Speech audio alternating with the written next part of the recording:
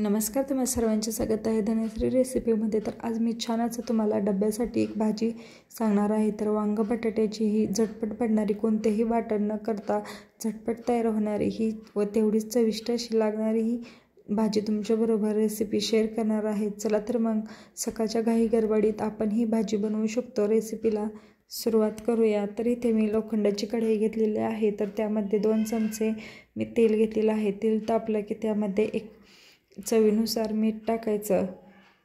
मीठ तेलामध्ये टाकले म्हणजे चव छान येते। त्यानंतर 1 चमचा भरेल एवढा मोहरी व 1 चमचा भरेल एवढी जिरे टाकून ते छान फुलले की त्यानंतर तेलामध्येच मी अर्धा चमचा हळद टाकलेली आहे व अर्धा चमचा घरकुल मटण मसाला टाकलेला आहे। त्यानंतर भरपूर असा ठेचलेला लसूण टाकून छान अशी आपण ही चुरचुरीत फोडणी तयार करणार आहोत। तर यामध्येच आपण स्वच्छ असे धुवून घेतलेले बटाटा व वांग्याच्या फोडी आहेत तर टाकलेल्या आहेत।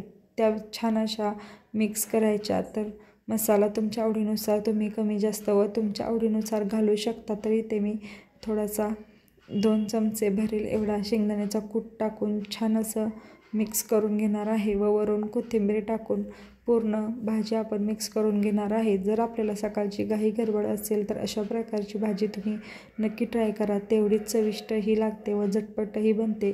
त्यानंतर मसाला करपू नये यासाठी अगदी थोडासा पाण्याचा शिंतोडा देऊन कमी गॅसवरती झाकण ठेवून आपण ही भाजी शिजवून घेणार आहे। तर तुम्ही लहान मुलांनाही देऊ शकता किंवा मग मोठ्यांच्याही डब्यामध्ये ही भाजी बनवू शकता।